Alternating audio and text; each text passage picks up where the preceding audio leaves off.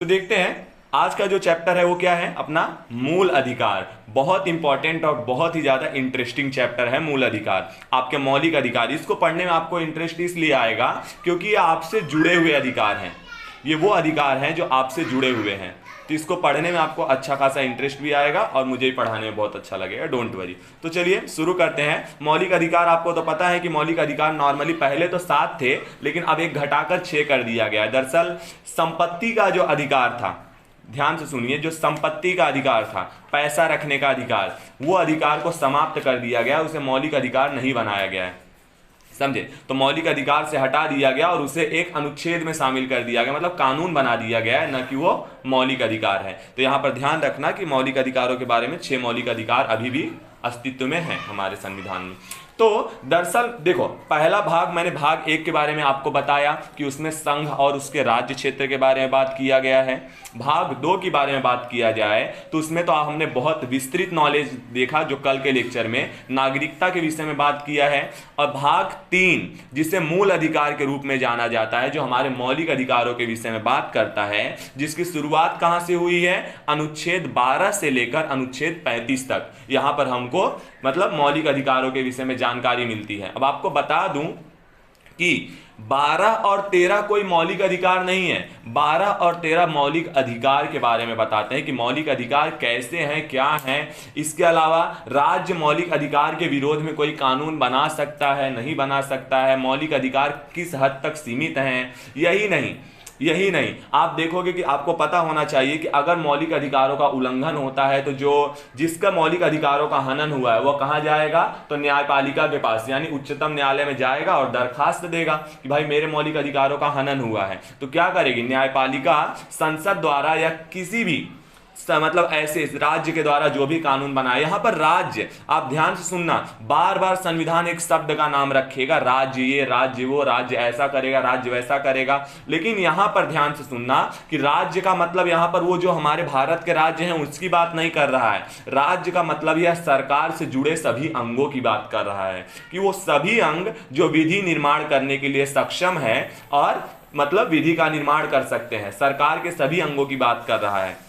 चाहे वो सरकार का एक छोटा सा कर्मचारी हो, चाहे एक संसद ही क्यों ना हो, इन सभी को यहां पर राज्य नाम से परिभाषित किया गया है। तो राज्य का मतलब यहां पर ये मत समझ लेना, तो राज्य का मतलब यहां पर संसद भी है, एक छोटा सा कर्मचारी भी है जो सरकार से जुड़ाव रखता है। तो बोला जा रहा है कि राज्य के द्वारा बनाया गया कोई भी कानून रहेगा जो मौलिक अधिकारों का हनन करता है या उसमें कमी लाता है, उस कानून को तुरंत निरस्त कर दिया जाएगा, अपने आप समाप्त हो जाएगा, खारिज हो जाएगा। समझे मेरी बात?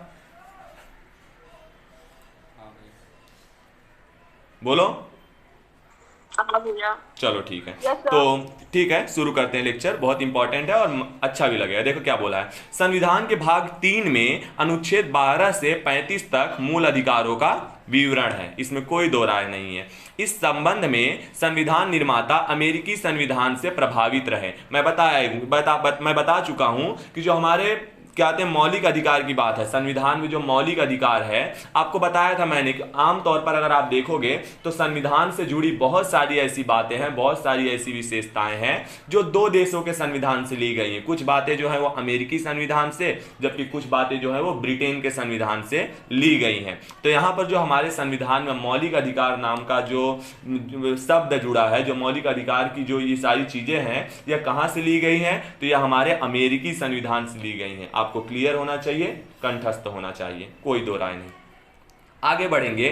संविधान के भाग 3 को भारत का मैग्ना कार्टा भी कहा जाता है। देखते हैं इसे मैग्ना कार्टा क्यों कहा जाता है, और यह एक उचित बोला जा रहा है कि सर्वथा उचित भी है। क्या बोला गया है, देखिए ध्यान से सुनिए कि इसमें मूल अधिकारों को लेकर, ध्यान से सुनिए, बातें छोटी हैं लेकिन उनका दायरा बहुत ज्यादा बड़ा है। बातें छोटी हैं, एक छोटे से शब्द अपने अंदर कई बातों को सम्मिलित करके रखते हैं। इस बात को अगर देखना है तो आप भारत का संविधान देख लीजिए कि एक छोटे से शब्द का या फिर एक छोटे से वाक्य का कितना बड़ा और कितना घुमा के अर्थ निकाला जा सकता है। इसका एक अच्छा उदाहरण हमारे भारत के संविधान से अच्छा और कुछ नहीं है। समझे? इसमें आप देखोगे कि इतने छोटी छोटी बातें हैं जिनके इतने बड़े बड़े मतलब हैं कि क्या बताया जाए। देखिए क्या बोला है कि संविधान के भाग 3 को भारत का मैग्ना कार्टा की संज्ञा दी गई है, जो सर्वथा उचित भी है। बोला क्या गया है, इसमें एक लंबी और विस्तृत सूची में न्यायोचित अधिकारों का उल्लेख किया गया है। यही है हमारे मौलिक अधिकार, जो न्याय के रूप से उचित हैं। इसके अलावा वास्तव में मूल अधिकारों के संबंध में जितना विस्तृत विवरण, मैंने बताया कि जितना विस्तृत विवरण हमारे संविधान में है, उतना विस्तृत विवरण विश्व के किसी संविधान में, फिर चाहे वो अमेरिका का ही क्यों ना हो, जहां से हमने मौलिक अधिकार को लिया है, मौलिक अधिकार नामक शब्द को जहां से, मौलिक अधिकार की विशेषता को जहां से लिया है अमेरिकी संविधान से, उसमें भी इतना विस्तृत विवरण नहीं प्रस्तुत है। तो इसीलिए बोला जाता है ना, भारत का संविधान क्या है, अभी तक विश्व में अद्वितीय है। समझे मेरी बात? बोलो, क्लियर? माइक ऑफ होना चाहिए सबका।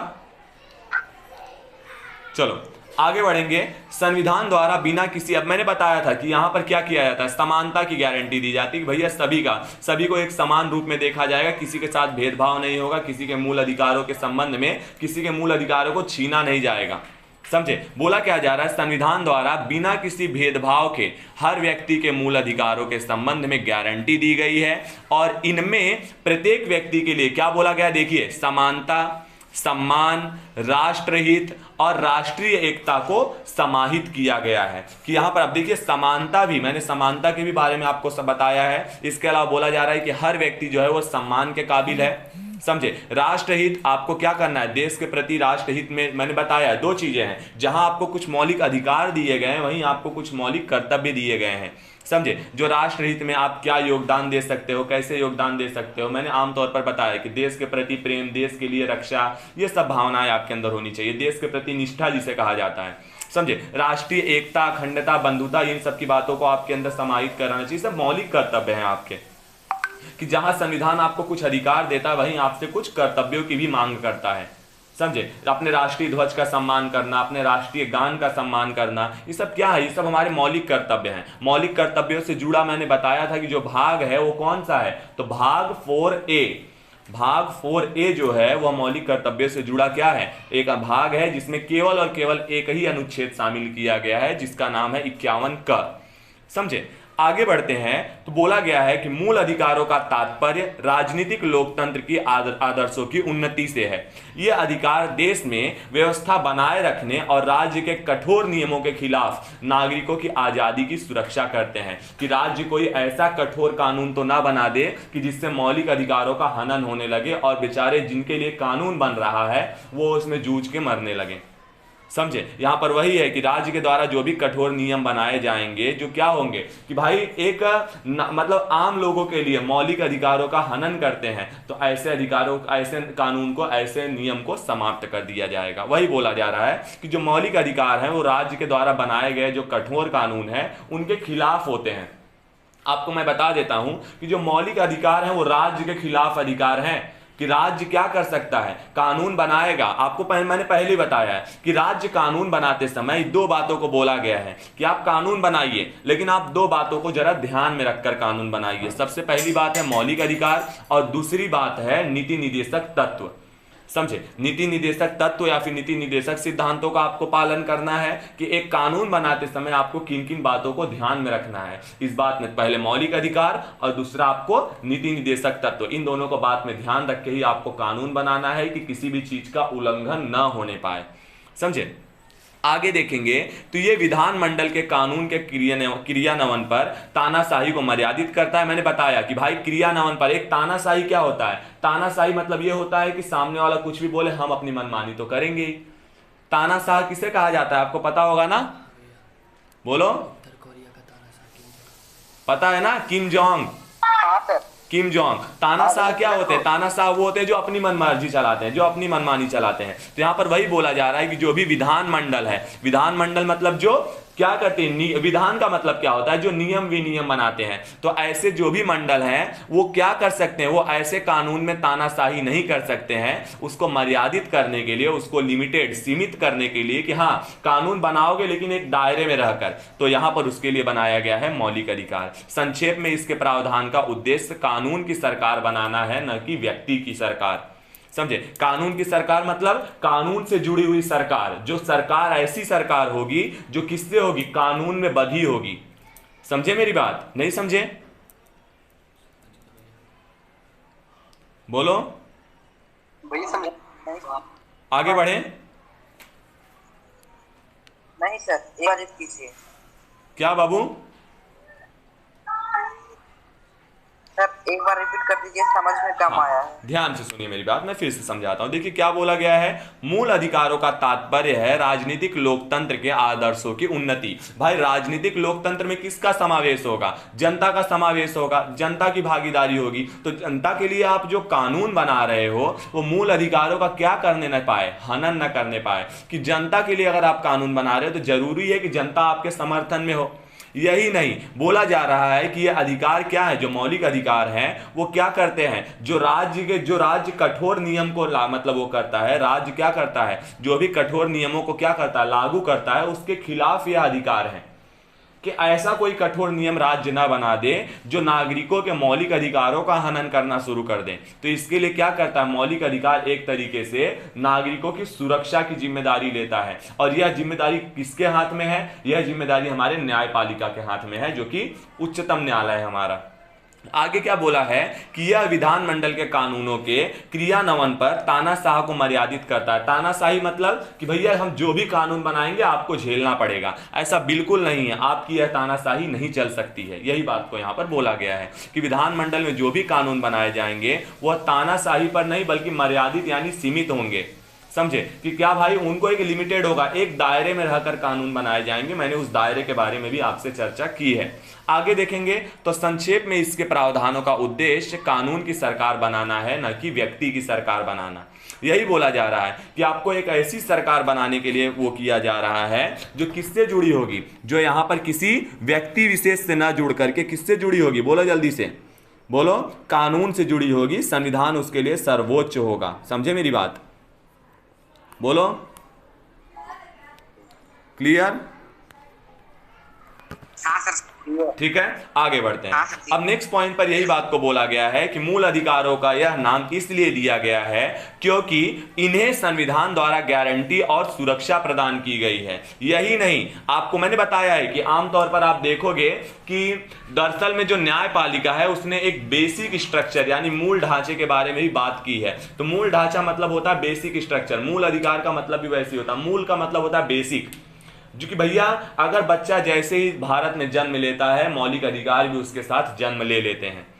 समझे कि वो मौलिक अधिकार उसको मिल गए। तो यही बात बोला जा रहा है कि अगर आपने इसमें कोई भी परिवर्तन करने वाला नियम बनाया, कोई भी कुछ किया, तो वो अपने आप आपके जो बनाए गए नियम है वो समाप्त कर दिए जाएंगे। लेकिन कुछ विशेष उपबंधों में मौलिक अधिकारों को सीमित करना, इस सब के बारे में प्रावधान है, अभी उनको भी पढ़ेंगे कि संविधान में कुछ उपबंध है कि भाई कैसी स्थिति रहेगी। आमतौर पर मैंने बताया था कि आपातकाल के बारे में भी आपको डिटेल में बता चुका हूं, राष्ट्रीय आपातकाल, आंतरिक आपातकाल और वित्तीय आपातकाल। तो इसमें आपको बता दूं कि आंतरिक आपातकाल जो कि किसी राज्य में लगा है तो उसमें मौलिक अधिकारों को नहीं छीना जा सकता है। लेकिन अगर राष्ट्रीय आपातकाल लगा यानी युद्ध की स्थिति है या फिर ऐसा कोई मतलब किसी अन्य देश के साथ बहुत बड़े लेवल पर विवाद, युद्ध, झगड़ा, ये सब स्थिति चल रही है, तो उस समय नागरिकों के मौलिक अधिकारों को छीनना नहीं बोलेंगे, स्थगित यानी उनको सीमित कर देने या फिर उनको अभी क्या केंद्र के हाथ में ले लेने का अधिकार है। समझे मेरी बात। लेकिन ये बोला जाए कि हाँ, इससे जुड़े जो भी प्रावधान होंगे वह केंद्र सरकार के द्वारा होंगे, ये बात का ध्यान रख लेना, संसद करेगी। उस सब बारे में भी डिटेल में देखेंगे, डोंट वरी। तो ये विधानमंडल के कानून के यहां पर बोला जा रहा है कि वो किसी संशोधन के तहत ही किए जा सकते हैं, ना कि आमतौर पर छोटे मोटे कानून बनाकर। छोटे कानून बनाकर आप किसी के मौलिक अधिकारों को छीन नहीं सकते हैं, आपको उसके लिए संविधान में संशोधन की जरूरत है। समझे?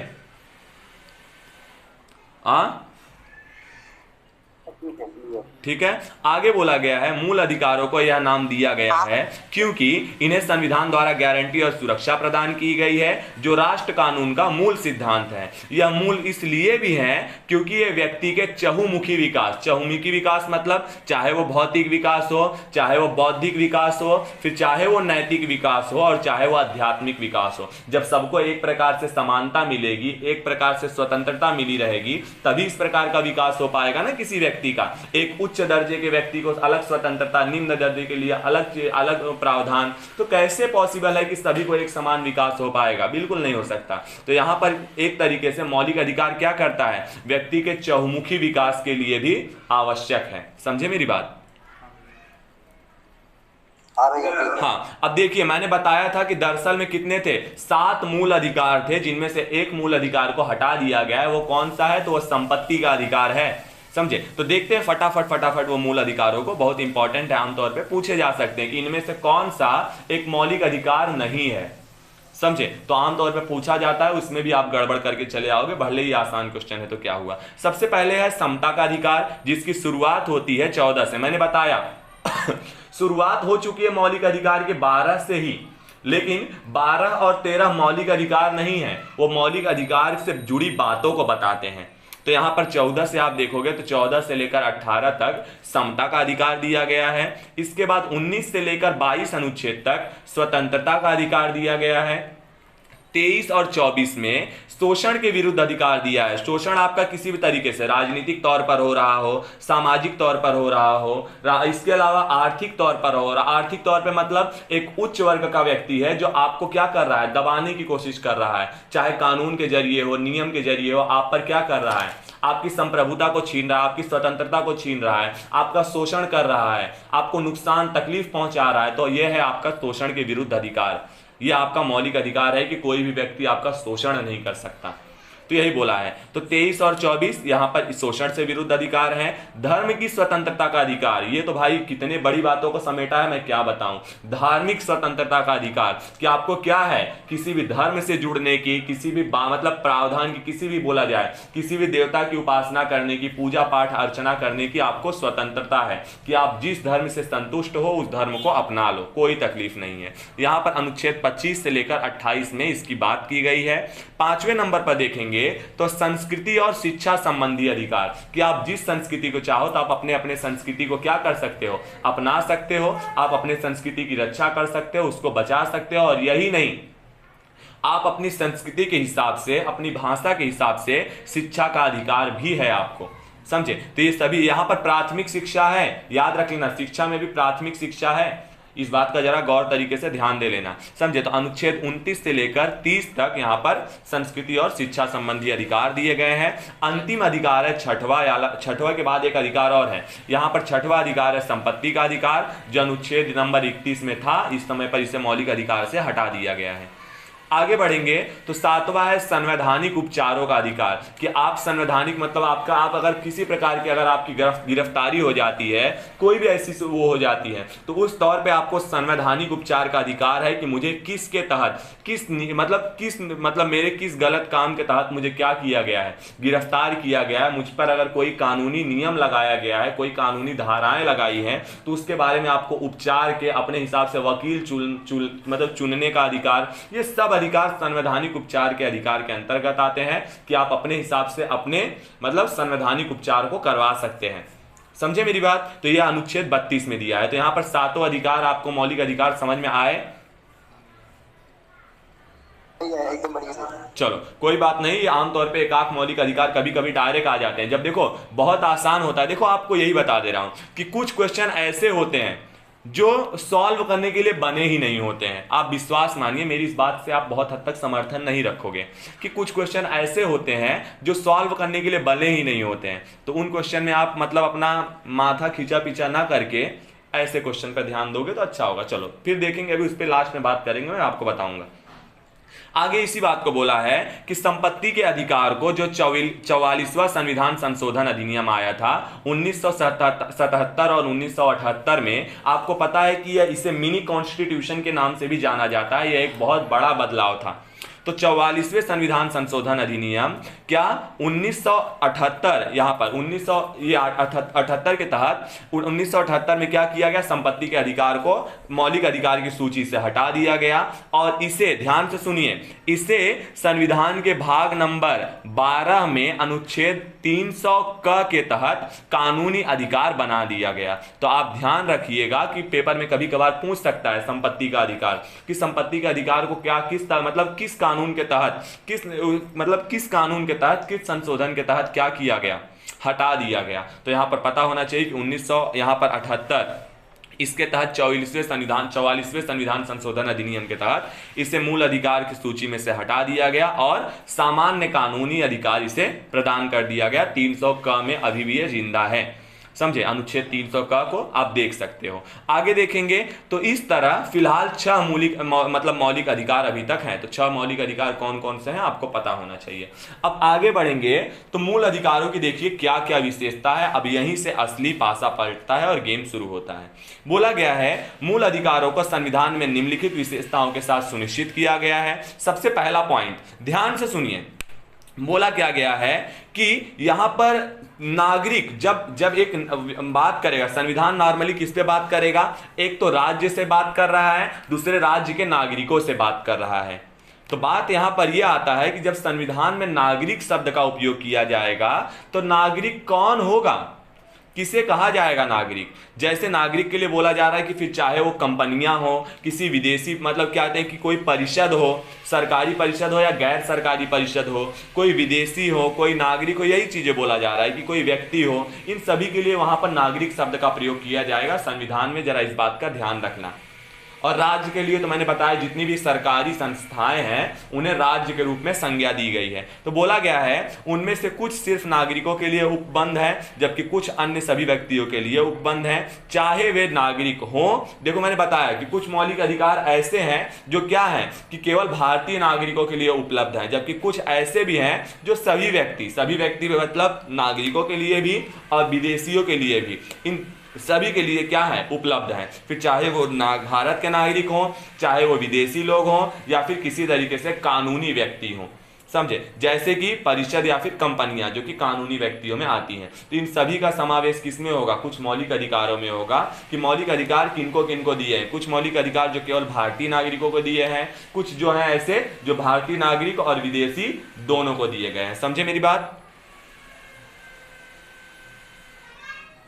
बोलो। Yes sir. अब यहाँ पर नेक्स्ट पॉइंट पर क्या बोला है कि मैंने आपको शुरू में ही बताया, मौलिक अधिकार दिए गए भले जरूर हैं, लेकिन ये असीमित नहीं है कि स्वतंत्रता तो आप मनमानी कीजिए, समझे। यहां पर क्या है कि इन्हें क्या है एक लिमिटेड उसमें दायरे में रखा गया है कि यह सीमित नहीं है। इन पे भी क्या है कुछ वाद विवाद, कुछ इनमें भी कोई कई बातों को शामिल किया गया है। और यही नहीं, राज्य क्या कर सकता है, राज्य यानी संसद इस पर प्रतिबंध भी लगा सकता है, समझे। इसके अलावा यहां पर आप देखोगे कि जहां पर राज्य को कुछ शक्तियां हैं, कहीं न्यायालय को कुछ शक्तियां हैं, बहुत सारी शक्तियां हैं। तो आपको बस इतना समझना है कि आपके मौलिक अधिकार असीमित न होकर के सीमित हैं, मतलब कुछ बातों के दायरे में आते हैं, समझे। तो यहां पर देखिए क्या है वो दायरे, बोला क्या गया है कि ये अधिकार सीमित नहीं है लेकिन वाद योग्य है। आगे बोला गया है राज्य उन पर युक्ति युक्त प्रतिबंध लगा सकता है। मैंने बताया कि संसद इस पर प्रतिबंध लगाने के लिए सक्षम है, लेकिन आमतौर से नहीं, संविधान में संशोधन करके लगा सकती है। इसके अलावा संशोधन कैसे किया जाएगा, बिल पास करके, समझे। बिल पास होगा संशोधन में, जहां पर क्या होगा अगर बहुमत मिला तो पास, नहीं मिला तो कैंसल, समझे। हालांकि कारण उचित है या नहीं इसका मतलब निर्णय कौन करेगी, अदालत यानी न्यायपालिका करेगी कि आपने जो भी ये निर्णय लिया है, जो भी आप ये डिसीजन ले रही हो, जो भी इसके पीछे का रीजन है कि आप क्या कर रही हो, जो ये प्रतिबंध लगा रही हो मौलिक अधिकार पे, ये उचित कारण है या फिर नहीं है, इसके बारे में जो निर्णय लेगी वो कौन लेगी, तो हमारी न्यायपालिका लेगी। न्यायपालिका को ही अंतिम हक है कि वह किसी कानून को पास होने देगी कि नहीं होने देगी। वो साफ साफ बोलेगी कि भैया बेसिक स्ट्रक्चर को क्या किया जा रहा है, बेसिक मूल ढांचे का उल्लंघन है, कानून नहीं पास होगा, बात खत्म, समझे। तो यहां पर वही बोला है, इस तरीके से व्यक्तिगत अधिकारों एवं पूरे समाज के बीच संतुलन का काम करती हैं। इसके अलावा यह संतुलन व्यक्तिगत स्वतंत्रता और सामाजिक नियंत्रण के बीच भी एक संतुलन स्थापित करता है कि आपको क्या है, व्यक्तिगत स्वतंत्रता है लेकिन उससे आपको सामाजिक नियंत्रण यानी समाज के लोगों को तकलीफ नहीं पहुंचनी चाहिए। यह बात लिखा है कि आपके मौलिक अधिकार हैं लेकिन मौलिक अधिकार की वजह से समाज को किसी भी प्रकार का तकलीफ या वो ना होने पाए, नुकसान ना होने पाए, समझे मेरी बात, कि आपको सामाजिक नियंत्रण भी बनाकर रखना पड़ेगा। तो व्यक्तिगत स्वतंत्रता है, व्यक्तिगत मतलब निजी स्वतंत्रता, कि आपको स्वतंत्रता है लेकिन आपकी स्वतंत्रता से समाज पे क्या है, समाज को तकलीफ नहीं होनी चाहिए, समझे मेरी बात। हाँ भैया ठीक है। चलो आगे बढ़ेंगे। वे सभी सरकार के एक पक्षी निर्णय के विरुद्ध उपलब्ध है। सीधी सी बात है, सरकार जो एक पक्ष में निर्णय लेती है तो आप क्या कर सकते हो, अपने मौलिक अधिकार को दिखा सकते हो कि मेरे मौलिक अधिकार का हनन हो रहा है। तो यहां पर वही बात को बोला है कि सरकार के जितने भी एक पक्षीय निर्णय हैं उनके विरुद्ध आपके कौन उपस्थित हैं, आपके मौलिक अधिकार उपलब्ध हैं। हालांकि उनमें से कुछ निजी व्यक्तियों के खिलाफ भी उपलब्ध हैं। समझे। इसके अलावा बोला जा रहा है कि भाई जो भी मतलब कुछ ऐसे व्यक्ति हैं जो निजी व्यक्ति हैं, किसी के लिए आप पे प्रावधान नहीं कर सकते, आप किसी निजी व्यक्ति के लिए कानून नहीं बना सकते हो। समझे। आप जो भी कानून बनाओगे कानून के तहत मतलब न्याय के पक्ष में, आपको न्याय का पक्ष हो, कानून का पक्ष हो, जो भी हो, उसमें सभी को एक समानता का अधिकार है। फिर चाहे वो उच्च वर्ग हो, चाहे निम्न वर्ग हो, चाहे अमीर गरीब जो भी हो, सभी को एक समान समानता है। यहां पर इसी बात को आगे लिखा गया है कि कुछ ऐसे हैं जो नकारात्मक विशेषताएं वाले हैं, जबकि कुछ ऐसे हैं जो सकारात्मक विशेषता वाले हैं। बोला क्या गया है कि राज्य के प्राधिकार को सीमित करने से संबंधित जो है वो नकारात्मक विशेषता वाले हैं, जबकि व्यक्ति के लिए विशेष सुविधा का प्रावधान करने वाले सकारात्मक विशेषता वाले हैं। तो बोला जा रहा है वही चीज कि कुछ विशेषता, मौलिक अधिकार की कुछ ऐसी विशेषताएं हैं जो नकारात्मक हैं, कुछ ऐसी विशेषताएं हैं जो सकारात्मक हैं। जैसे कि व्यक्तियों के लिए कुछ विशेष सुविधा देना। विशेष सुविधा देना मतलब मैं बता रहा हूं, ध्यान सुनिए, कि जैसे कि आरक्षण। आरक्षण क्या करता है, कुछ विशेष व्यक्तियों के लिए विशेष सुविधा का प्रावधान करता है। ये क्या है, ये सकारात्मक है। अब नकारात्मक की बात किया जाए तो राज्य के प्राधिकार को सीमित करना, कि राज्य की जो शक्तियां हैं उनको लिमिटेड कर देना।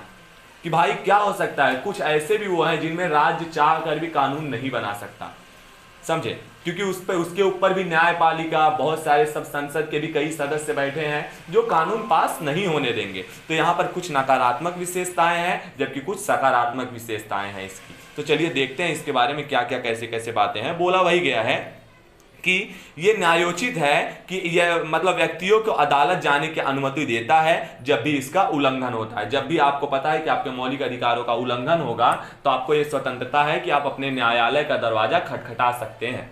समझे। आगे बोला गया है इन्हें उच्चतम न्यायालय द्वारा गारंटी और सुरक्षा प्रदान की जाती है। हालांकि पीड़ित व्यक्ति सीधे उच्चतम न्यायालय जा सकता है। यह आवश्यक नहीं है कि केवल उच्च न्यायालय के खिलाफ ही वहां अपील को लेकर जाया जाए। अब ये बात को समझे, इस बात को बोलना ये चाहता है कि ध्यान से सुनिए, ध्यान सुनिए। हेलो हेलो, हाँ देखिए बोला क्या जा रहा है कि आपको पता होना चाहिए कि अब जब भी आपका क्या होता है, जब भी आपको अगर आपका कोई केस चल रहा है जो उच्च न्यायालय में चल रहा है, जिला न्यायालय में, किसी भी न्यायालय में चल रहा हो, प्रांतीय न्यायालय में, और आप उनके निर्णय से क्या है सहमत नहीं है, संतुष्ट नहीं है, आप उनका जो भी डिसीजन आया न्यायालय का आप उससे संतुष्ट नहीं है, तो आप क्या कर सकते हैं, उससे उच्च न्यायालय में मतलब उच्चतम न्यायालय में अपनी अपील को रख सकते हैं। तो बोला ये जा रहा है तो कि आप अपील को लेकर तो जा ही सकते हैं, लेकिन एक और प्रावधान है कि आप उच्चतम न्यायालय में जा सकते हैं, वो है आपके मौलिक अधिकार का हनन होना। तो यहां पर यही बोला जा रहा है कि यह आवश्यक नहीं है कि केवल उच्च न्यायालय के खिलाफ ही वहां अपील को लेकर जाया जाए। ऐसा भी हो सकता है कि आपके अगर मौलिक अधिकारों का हनन हुआ हो तो आप न्यायालय में, उच्चतम न्यायालय में जा सकते हो। समझे मेरी बात। चलो आगे बढ़ेंगे। ये अस्थाई नहीं है, इनमें मैंने बताया कि भाई जो मौलिक अधिकार है वो सटीक नहीं है, अस्थाई नहीं है। संसद इनमें क्या कर सकती है, कटौती कर सकती है, इनमें कमी भी कर सकती है, लेकिन साफ साफ बताया कि यह करने के लिए उसे कोई साधारण विधेयक या कानून से काम नहीं चलेगा। साफ साफ संशोधन अधिनियम लाना पड़ेगा, संविधान में बदलाव करना पड़ेगा। तो वही बात को लिखा है कि अस्थाई नहीं है, संसद इनमें कटौती या कमी कर सकती है, लेकिन संशोधन अधिनियम के तहत, न कि साधारण विधेयक द्वारा। यह सब संविधान के मूल ढांचे को प्रभावित किए बिना किया जा सकता है। कि भाई मूल ढांचा प्रभावित नहीं होना चाहिए, आप संशोधन कीजिए, मूल ढांचा प्रभावित नहीं होना चाहिए, और मौलिक अधिकारों को कम करना चाहते हो तो केवल और केवल संशोधन के तहत कम किया जा सकता है, न कि किसी साधारण विधेयक द्वारा। साधारण विधेयक कैसे पारित होता है, साधारण बहुमत से पारित होता है। समझे मेरी बात। ये बहुत साधारण बहुमत मतलब ऐसा बहुमत होता है जिसमें क्या होता है, जितने लोग उपस्थित हैं, जो आपके संसद सभा में मतलब वहां संसद में जितने लोग उपस्थित हैं, अगर उसमें 50% से ज्यादा लोग ने आपके बातों को मान लिया, आपसे अगर आपके बिल से सहमत हैं, तो आपको क्या साधारण बहुमत मिल जाएगा, सामान्य बहुमत मिल जाएगा, आपका कानून पास हो जाएगा। लेकिन ये केवल साधारण विधेयकों के लिए होता है, न कि संशोधन अधिनियम के लिए। समझे। आगे देखते हैं 8वां पॉइंट। अब 8वां पॉइंट बताता है कि कौन सा आपातकाल लगेगा कि आपके मौलिक अधिकार छीन लिए जाएंगे। लेकिन एक बात याद रख लेना, एक बार ये सवाल पेपर में आ चुका है, दूसरी बार भी आ सकता है। समझे कि उन अनुच्छेद 20 और 21 में जो आपके मौलिक अधिकार हैं उनको छोड़कर बाकी जो भी अधिकार हैं, बाकी जो भी मौलिक अधिकार हैं, जैसे ही राष्ट्रीय आपातकाल लगेगा, इस आपातकाल के दौरान वो सभी अधिकार निलंबित कर दिए जाएंगे, स्थगित कर दिए जाएंगे, रोक दिए जाएंगे। याद रहेगा? आप ये कंफर्म। अच्छा, आपको इंटरेस्ट आ रहा है कि नहीं आप सबको पढ़ने में, पहले बताओ।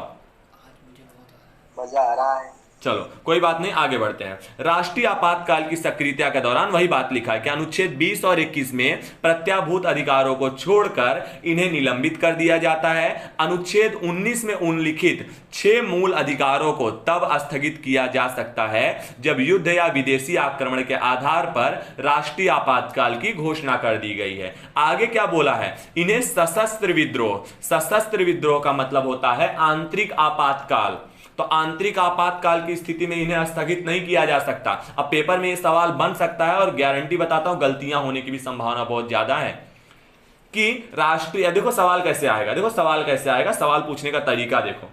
आंतरिक आपातकाल या राष्ट्रीय आपातकाल की स्थिति में मौलिक अधिकार को स्थगित करने का विधान है। तो आपको पता होना चाहिए कि भाई राष्ट्रीय आपातकाल तो ठीक है, लेकिन आंतरिक आपातकाल की स्थिति में मौलिक अधिकार को स्थगित नहीं किया जा सकता। समझे मेरी बात? हाँ भैया ठीक है। चलो आगे बढ़ते हैं। अब अनुच्छेद नंबर 31 क, 31 ख और 31 ग में कुछ प्रावधान है, उससे संबंधित बातें कर लेते हैं, जिसको क्या थे, वो संपत्ति के अधिकार से जुड़ाव रखते थे। चलिए देखते हैं बोला क्या गया है।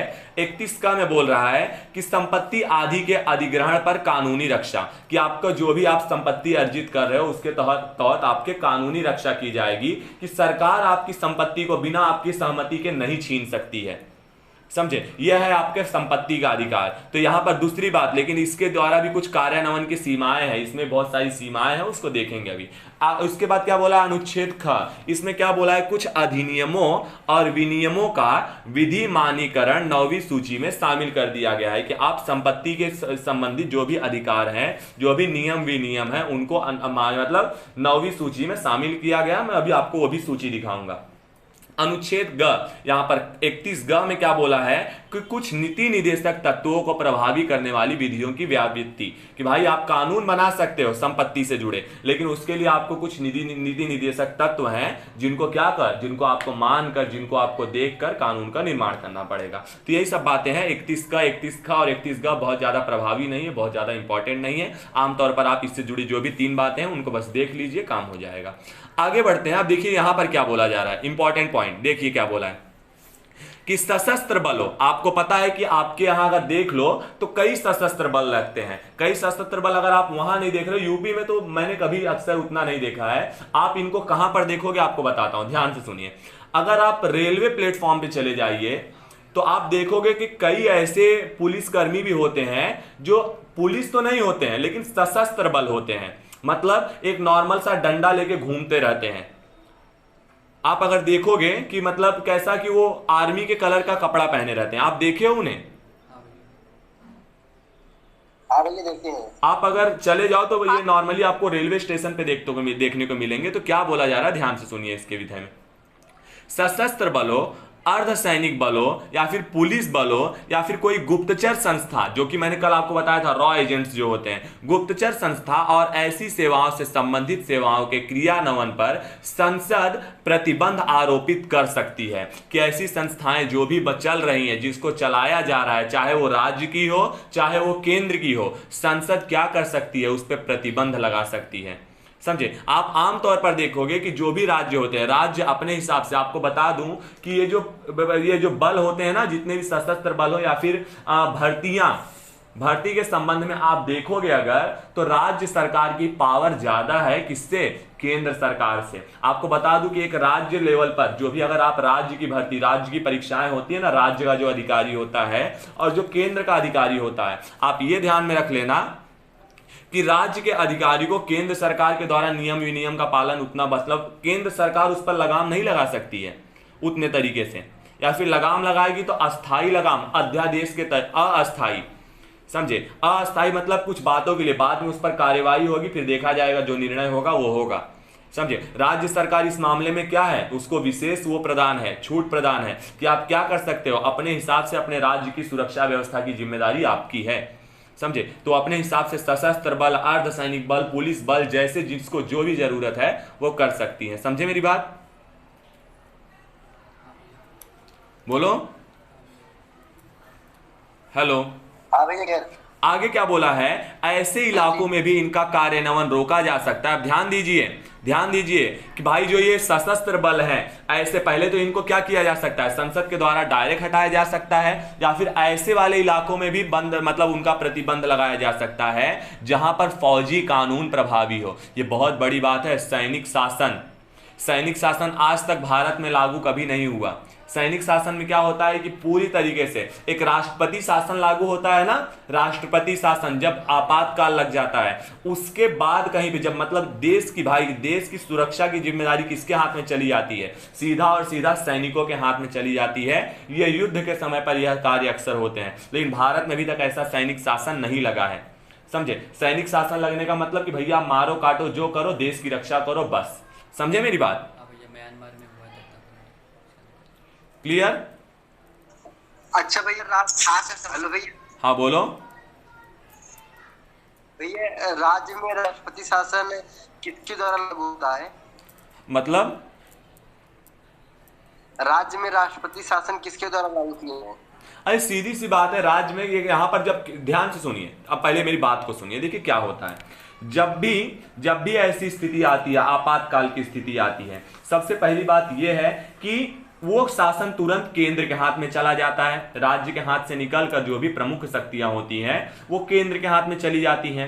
अगर केंद्र भी उस पर वो नहीं है तो राज्य में तुरंत लगाया जाता है राष्ट्रपति शासन, जो केंद्र के द्वारा लगाया जाता है कि राष्ट्रपति इस पर डिसीजन लेंगे कि क्या मामला रखना है, क्या प्रावधान रखना है। नहीं समझे मेरी बात,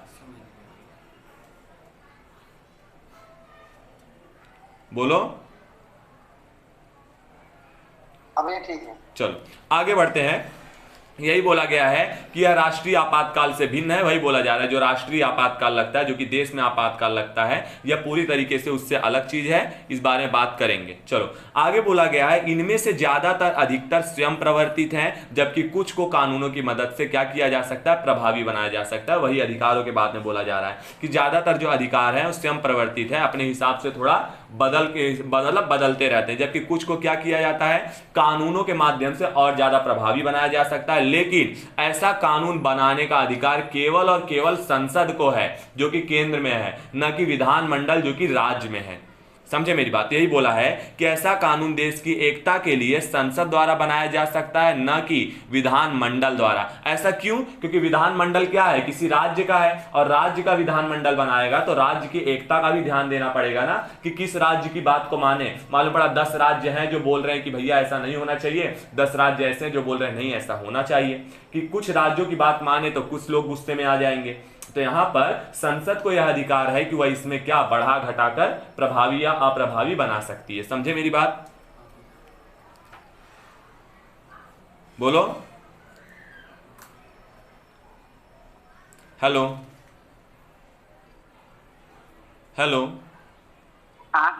ठीक है। यही बात को बोला गया अनुच्छेद 35 में, इसी चीज को बताया गया है। आगे देखते हैं राज्य की परिभाषा को लेकर, कि राज्य की परिभाषा क्या है। मैंने आपको बताया था कि राज्य का मतलब क्या है, इस बात को मैंने बताया कि अनुच्छेद 12 में बताया गया है कि राज्य का मतलब क्या। तो मैंने आपको बताया कि सरकार से जुड़े जितने भी सरकार के अंग हैं, चाहे वो राज्य सरकार के अंग हो, चाहे वो केंद्र सरकार के अंग हो, सब राज्य के अंतर्गत आते हैं। समझे मेरी बात, बोलो। हेलो विकास, प्रिंस, बाकी सब लोग, आप लोग क्विक रिस्पॉन्स क्यों नहीं कर रहे हो? सब सो रहे हो? हेलो हेलो, चलो चलो ठीक है, कोई बात नहीं। इस तरह इसे अनुच्छेद, यहाँ पर मैंने बताया कि मूल अधिकारों से संबंधित विभिन्न यहाँ पर उपबंधों से में राज्य शब्द का प्रयोग किया गया है। इस तरह इसे अनुच्छेद 12 में भाग 3 के उद्देश्य के तहत परिभाषित किया गया है। देखिए यहाँ पर भाग 3 के अनुच्छेद 12 में क्या लिखा गया है। बोला गया है कि राज्य देखिए कौन होगा, बहुत इंपॉर्टेंट है। कार्यकारी एवं विधायी अंगों को संघीय सरकार में कार्यान्वित करने वाली सरकार और भारत की संसद भी राज्य होगी। इसके बाद राज्य सरकार के विधायी अंग, ध्यान से सुनिए, विधायी अंगों को प्रभावी करने वाले और सरकार और राज्य का जो विधानमंडल होगा वह भी राज्य होगा। यही नहीं, सभी स्थानीय निकास अर्थात नगर पालिकाएं, पंचायत, जिला बोर्ड, सुधार न्यास, ये जितने भी होंगे सब राज्य के अंतर्गत आएंगे। आगे देखा जाएगा तो अन्य सभी निकाय, अर्थात निकाय मतलब कंपनियां जो सरकार से जुड़ी हैं, जैसे कि चाहे वो वैधानिक हो चाहे वो गैर संवैधानिक हो, जैसे कि LIC आपको पता है, उसके बाद ONGC, सेल, ये सब क्या है, ये सब अपने आप में मतलब सरकार से जुड़ी हुई कंपनियां हैं, तो यह भी क्या है, इनको भी राज्य माना जाएगा। ये भी कोई ऐसा कानून वानून नहीं बना सकती हैं। आगे क्या बोला गया है, इस तरह राज्य को विस्तृत रूप से परिभाषित किया गया है। इसमें शामिल इकाइयों के कार्यों को अदालत में तब चुनौती दे दी जाती है जब मूल अधिकारों का हनन हो। अगर इनमें से कोई भी, मैंने बताया कि इनमें से कोई भी ऐसा कानून बनाएगा जिससे मौलिक अधिकारों का हनन होगा, मौलिक अधिकारों में कमी आएगी, उसको नुकसान पहुंचेगा, तो तुरंत और तुरंत उस मतलब कानून को खत्म कर दिया जाएगा न्यायपालिका के द्वारा। समझे मेरी बात? बोलो। हाँ भाई। चलो आगे बढ़ेंगे। आगे क्या बोला है, उच्चतम न्यायालय के अनुसार कोई भी निजी इकाई या एजेंसी जो बतौर राज्य की संस्था काम कर रही हो, अनुच्छेद 12 के तहत राज्य के अर्थ में आती है। मैंने वही बताया कि राज्य का मतलब क्या है भाई, कि भाई उच्चतम न्यायालय बताती है कि राज्य क्या है, चाहे वो केंद्र सरकार की हो चाहे राज्य सरकार के जितने भी अंग हैं, सरकार के अंग, चाहे केंद्र सरकार के चाहे राज्य सरकार के जितने भी अंग हैं जो सरकार से जुड़ाव रखते हैं, वो सब राज्य के अंतर्गत आते हैं। समझे मेरी बात? इस बात को अनुच्छेद 12 में बताया गया है। क्लियर? हाँ भैया क्लियर। चलो अब मूल अधिकारों से असंगत विधियां, मूल अधिकारों से असंगत विधियां। मूल अधिकार मतलब ऐसी, मतलब असंगत विधियां मतलब जो मूल अधिकारों पर लागू नहीं होते। कुछ कानून जो मूल अधिकारों पर लागू नहीं होते, चलो उनके बारे में देखते हैं, बहुत इंपॉर्टेंट है। बोला है अनुच्छेद 13 घोषित करता है, 12 के बाद 13, कि मूल अधिकारों से असंगत या उसका अल्पीकरण करने वाली विधियां शून्य हो जाएंगी। बोला जा रहा है कि ऐसी विधियां जो मूल अधिकारों का क्या करती हैं, अल्पीकरण करती हैं, जो उसको क्या करती हैं, कम करने की कोशिश करती हैं, उन विधियों को शून्य माना जाएगा, मतलब ना के बराबर, कि उनका कोई अस्तित्व ही नहीं है। दूसरे शब्दों में यह न्यायिक समीक्षा योग्य है। समझे? आगे बोला जाए, यह शक्ति उच्चतम न्यायालय, यहां पर देखिए ध्यान सुनिए, यह शक्ति उच्चतम न्यायालय जिसको अनुच्छेद 32 में और उच्च न्यायालय जिसको अनुच्छेद 226 को प्राप्त है, कि अगर ऐसी कोई विधियां राज्य बनाता है तो वह विधियां अपने आप में शून्य होंगी, उसका कोई मतलब नहीं होगा। आगे बोला है, जो किसी विधि को मूल अधिकारों का उल्लंघन होने पर आधार पर गैर संवैधानिक या अवैध घोषित कर सकते हैं, कि भाई ऐसी कोई विधियां होंगी तो उच्चतम न्यायालय या फिर उच्च न्यायालय जो कि राज्य का होता है, वह उसे क्या कर सकता है, गैर संवैधानिक या अवैध घोषित कर सकता है। अनुच्छेद 13 के अनुसार विधि का मतलब अब देखो क्या है, ध्यान से सुनिए, कि राज्य का मतलब तो समझ गए, अब देखो विधि का मतलब क्या है। तो देखो बोला क्या गया है कि अब देखो कौन कौन, विधि का मतलब क्या है, कानून, नियम, जो भी आपको लगता होगा कि विधि का क्या अर्थ है ना, यहां पर यह अर्थ निर्धारण कौन करता है, यह अर्थ निर्धारण करता है हमारा उच्चतम न्यायालय यानी न्यायपालिका। बोला जा रहा है अस्थायी विधियां संसद या राज्य विधानमंडल द्वारा पारित होंगी, वह भी विधि होंगी। इसके अलावा अस्थायी विधियां जैसे कि राज्यपालों के द्वारा या राष्ट्रपति के द्वारा जो भी अध्यादेश जारी किए जाएंगे, वह भी विधि के अंतर्गत आएगा। प्रत्यायोजित विधान की प्रकृति में, जैसे कार्यपालिका का जो विधान होता है, कार्यपालिका मतलब यहां पर बता दूं कि जो IAS IPS होते हैं उनको भी कुछ विशेष परिस्थितियों में छोटी मोटी विधियों का निर्माण करने का स्वतंत्रता होती है, अधिकार होता है, कि आप अपनी विशेष परिस्थिति में, परिस्थिति को देखते अनुसार आप क्या कर सकते हो, कुछ विधियों का निर्माण कर सकते हो। लेकिन हाँ, फिर बाद में उसको उस पर संसद फैसला करेगी और भाई अगर क्लियर तो ठीक, नहीं तो हटाया जाएगा। यही बोला जा रहा है कि कार्यपालिका के द्वारा जो भी विधान बनाए जाएंगे, संवैधानिक साधन बनाए जाएंगे, जैसे कि अध्यादेश हो गए, आदेश हो गए, उपविधि हो गई, कोई नियम हो गया, कोई विनियम हो गया, कोई अधिसूचना हो गई, ये सारी चीजें विधि के अंतर्गत आती हैं। ये सब मौलिक अधिकारों का हनन नहीं कर सकती हैं। आगे क्या बोला जा रहा है, विधि के गैर विधायी स्रोत जैसे कि विधि का बल रखने वाली रूढ़ियां या फिर प्रथा, वो भी क्या है, एक विधि है। अगर यह भी क्या करती है, नागरिकता मतलब मौलिक अधिकारों को ठेस पहुंचाती हैं तो खत्म हो जाएंगी। तो विधियां आपको समझ में आई कि क्या होती हैं विधि? बोलो, हेलो। चलो आगे बोला गया है, ये सभी विधियों में न केवल विधान बल्कि उपरोक्त में से किसी को अदालत में मूल अधिकारों के हनन पर चुनौती दी जा सकती है अथवा उन विधियों को अवैध भी घोषित किया जा सकता है। इस तरह अनुच्छेद 13 घोषित करता है कि संविधान संशोधन कोई विधि नहीं है। ध्यान से सुनिए, संविधान संशोधन कोई विधि नहीं है, इसलिए इसे चुनौती नहीं दी जा सकती। साफ साफ अनुच्छेद नंबर 13 बताता है कि जो भी संविधान संशोधन किया जा रहा है मौलिक अधिकारों को लेकर, यह कोई विधि नहीं है कि न्यायालय इसे क्या कर दे।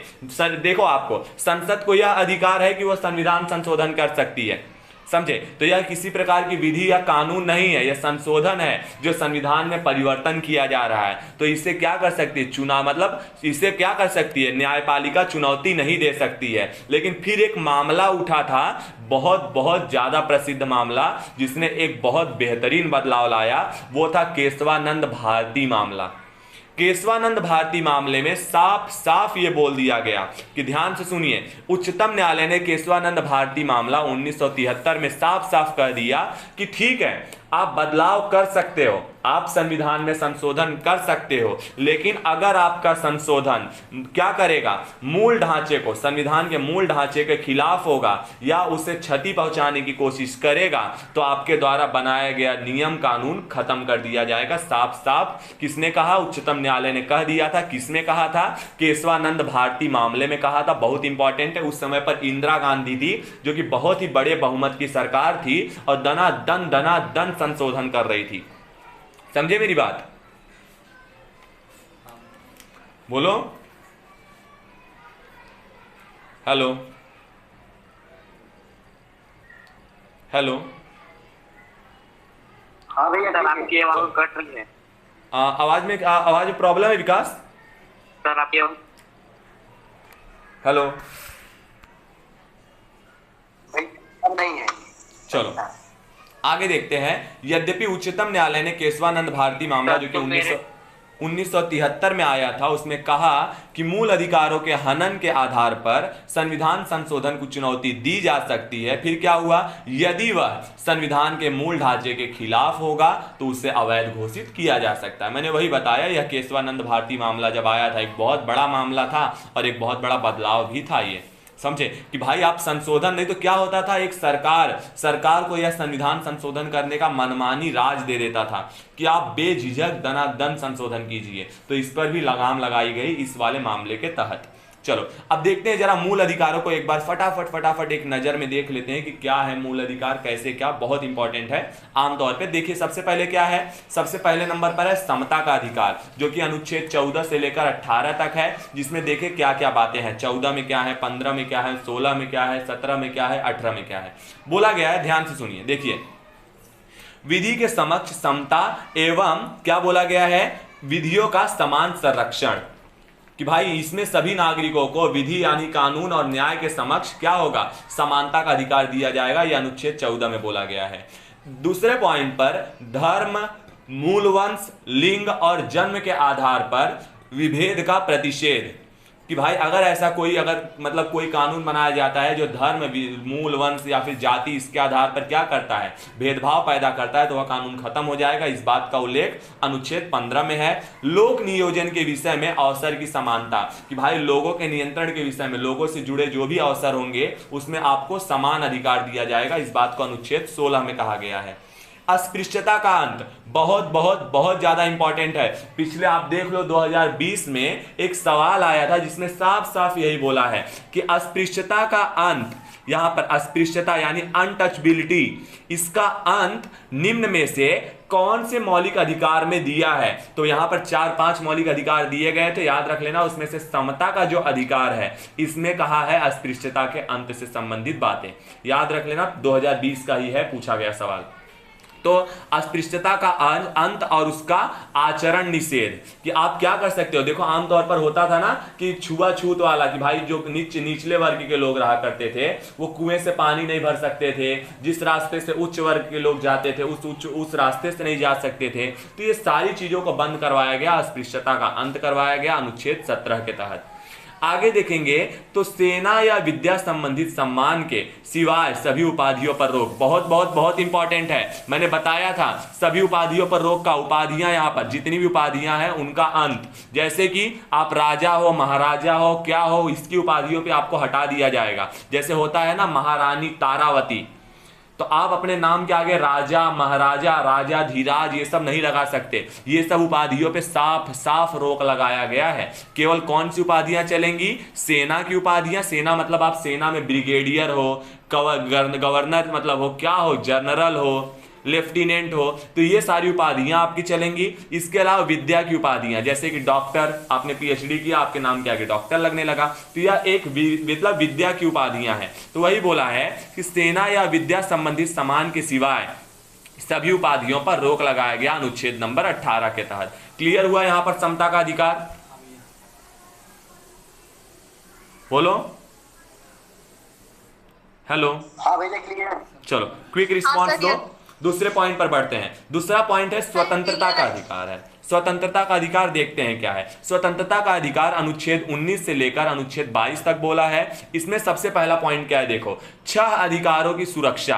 कौन कौन से? वाक और अभिव्यक्ति का अधिकार। वाक मतलब आप अपने बातों को रखने के लिए स्वतंत्र हो, अपनी अभिव्यक्ति अपने आप को प्रस्तुत करने के लिए स्वतंत्र हो। इसके अलावा आप किसी सम्मेलन में जाने के लिए, संघ से जुड़ने के लिए, संचरण करने के लिए, घूमने फिरने के लिए, निवास के लिए, वृत्ति के लिए, ये सभी के लिए आप क्या हो? स्वतंत्र हो। यह बात को अनुच्छेद 19 में दिया है। अपराधों के लिए देखिए क्या बोला है, अपराधों के लिए दोष सिद्धि के संबंध में संरक्षण।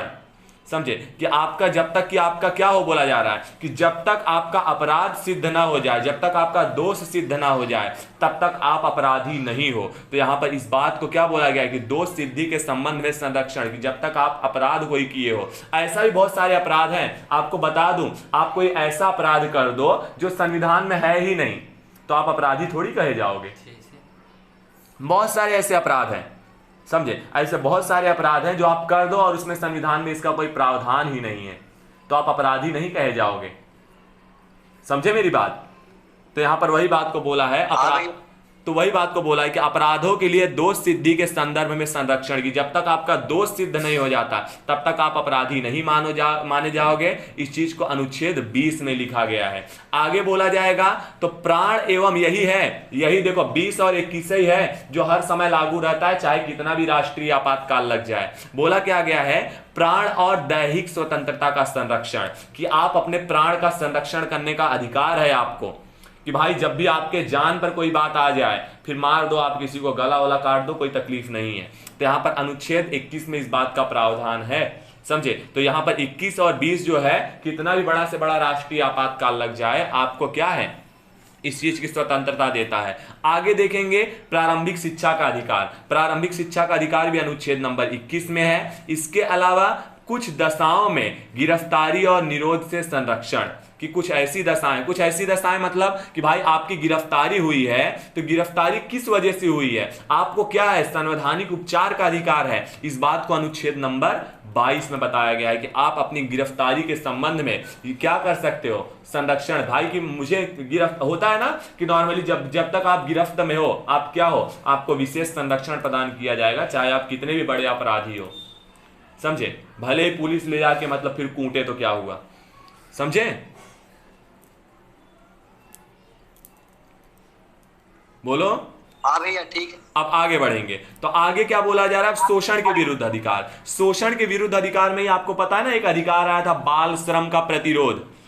कि मतलब जो छोटे बच्चे रहते थे उनसे बाल मजदूरी पर प्रतिरोध लगाया गया था, आपको पता है बहुत अच्छी तरीके से, बाल मजदूरी पर रोकथाम। तो यहां पर वही बात को बोला है, अनुच्छेद नंबर 23 से लेकर अनुच्छेद नंबर 24 में इस बात को बताया गया है। अनुच्छेद नंबर 23 में क्या कहा गया है, शोषण के विरुद्ध अधिकार, कि बालकों का शोषण नहीं होना चाहिए, बालकों से, बच्चों से मजदूरी नहीं करवानी है, तो बलात् श्रम का प्रतिषेध किया गया अनुच्छेद 23 में। इसके अलावा कारखानों आदि में बच्चों के नियोजन का प्रतिषेध, कि आप कारखाने में, कंपनी में अगर बच्चा पकड़ा गया, ये आमतौर पर आप देखो कि बीच में बहुत ज्यादा मतलब बहुत बड़े लेवल पर उभर चुका था, मुंबई में तो बहुत बड़े लेवल पे कि कंपनियों में चेकिंग होती थी, अगर उसमें 18 साल से कम उम्र के बच्चे अगर हैं तो उस पर क्या होता था, कार्यवाही हो जाती थी कंपनी पर, और कंपनी पूरी तरीके से बंद भी हो सकती है। तो यहाँ पर कारखानों आदि में बच्चों के नियोजन का प्रतिषेध था कि आप बच्चों को भर्ती ना कीजिए, इस बात को अनुच्छेद नंबर 24 में बताया गया है। समझे मेरी बात?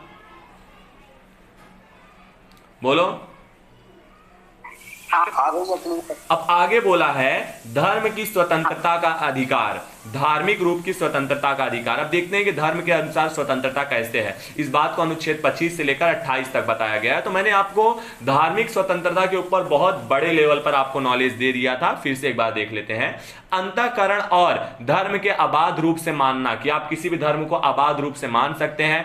आचरण और प्रचार करने की स्वतंत्रता भी है, कि आप अपने धर्म का प्रचार प्रसार कर सकते हैं सिवाय स्कूलों के। आप स्कूलों में अगर धर्म प्रचार करते हुए पकड़े गए तो आप क्या किए जाओगे, आप रगड़ दिए जाओगे। समझे? आगे बढ़ते हैं। अनुच्छेद नंबर 25 में इस बात का प्रावधान है, धार्मिक कार्यों के प्रबंध की स्वतंत्रता, धार्मिक कार्यों के स्वतंत्र की, यहां पर प्रबंध की स्वतंत्रता, कि आप जो भी धर्म कर्म से जुड़े जो भी कार्य हैं आप उनका प्रबंधन कर सकते हो, इसकी आपको स्वतंत्रता है। इसके विरोध में आपको कोई भी कुछ नहीं बोलेगा, इस बात को अनुच्छेद 26 में बोला गया है। यही नहीं, आगे क्या बोला गया अनुच्छेद 27 में, कि अपने धर्म का प्रचार प्रसार करने के लिए या फिर किसी धर्म को मानने के लिए आपको किसी भी तरीके का कर देने की जरूरत नहीं है। यही बोला है कि किसी धर्म की अभिवृद्धि के लिए, मतलब उसके प्रचार प्रसार के लिए करों के संदाय के बारे में स्वतंत्रता, कि आपको किसी भी प्रकार के कर या टैक्स देने की जरूरत नहीं है धर्म को लेकर, इस बात को अनुच्छेद 27 में कहा है। क्योंकि भारत धर्मनिरपेक्ष राष्ट्र है भाई, सब धर्म आओ खाओ पियो जियो। समझे? आगे बोला है कुछ शिक्षा संस्थाओं में, ये बहुत इंपॉर्टेंट है, मैंने बताया कि क्या है कि जो भी मतलब धर्म के लोग हैं वो अपने हिसाब से अपनी भाषा में अपनी संस्कृति के अनुसार शिक्षा प्राप्त करने के लिए स्वतंत्र हैं। तो यहां पर बोला है कुछ शिक्षा संस्थाओं में धार्मिक शिक्षा या धार्मिक उपासना में उपस्थित होने के बारे में स्वतंत्रता। तो यहां पर इस बात को अनुच्छेद नंबर 28 में बताया गया है। ये हमारा धार्मिक स्वतंत्रता का अधिकार था। 5वें पॉइंट पर देखेंगे तो 5वां जो हमारा मौलिक अधिकार है वो है संस्कृति और शिक्षा का संबंधित अधिकार। संस्कृति क्या है, ध्यान से सुनिए। संस्कृति में अल्पसंख्यकों की भाषा, जो अल्पसंख्यक मतलब जिनकी संख्या बहुत ज्यादा कम है, उनकी भाषा, उनकी लिपि और उनके संस्कृतियों की सुरक्षा करना। मैंने बताया था कि आमतौर पर जो जनजाति वाले इलाके हैं उसमें जाने पर आपको प्रतिबंध लगाया जाता है कि आप उसमें खुला संचरण नहीं कर सकते, घूम फिर नहीं सकते हो। इस बात को अनुच्छेद नंबर 29 में दिया गया है। यही नहीं, शिक्षा संस्थाओं की स्थापना, कि आप अपने हिसाब से, अपने जैसे हमारे यहाँ हम स्कूल में जाते हैं वैसे मुस्लिम लोग अपने लिए मदरसे का निर्माण कर सकते हैं। मदरसा आमतौर पर उनकी शिक्षा का संस्थान होता है। तो बोला है कि आप अपने संस्कृति के हिसाब से शिक्षा संस्थाओं की स्थापना कर सकते हो और प्रशासन करने का अल्पसंख्यक वर्गों का अधिकार उन्हें प्राप्त है।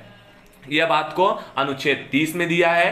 अंतिम देखेंगे तो अंतिम मौलिक अधिकार है सांवैधानिक उपचार का अधिकार। यही है सांवैधानिक उपचार का अधिकार, जिसमें आप देखो क्या बोला है, मूल अधिकारों को प्रवर्तित कराने के लिए उच्चतम न्यायालय जाने का अधिकार इसी के अंदर है। कि अगर आपको मूल अधिकारों के आपके हनन हुआ है तो आप क्या कर सकते हो, उच्चतम न्यायालय का दरवाजा खटखटा सकते हो। इसमें देखो कौन कौन सी याचिका शामिल है। बंदी प्रत्यक्षीकरण, इसके अलावा परमादेश, परमादेश मतलब बंदी प्रत्यक्षीकरण, मतलब बंदी प्रत्यक्षीकरण, ये सब क्या है, ये सब ऐसे आदेश हैं जो किसके द्वारा जारी किए जाएंगे, ये सब जारी किए जाएंगे न्यायपालिका के द्वारा। बंदी प्रत्यक्षीकरण कि बंदी को प्रत्यक्ष गवाह होना होगा, समझे, प्रत्यक्ष गवाह, समझे। इसके अलावा जो भी मतलब बंदी है उसको सामने लाना होगा। बंदी मतलब आप, अगर आपकी गिरफ्तारी हुई है तो पुलिस को किसी ऐसे कानून मतलब किसी और व्यक्ति की जरूरत नहीं है कि पुलिस आकर बता दे कि ऐसे वैसे, नहीं, जिसको आपने बंदी बनाया है उसको आपको अदालत में पेश करना पड़ेगा। नहीं समझे मेरी बात?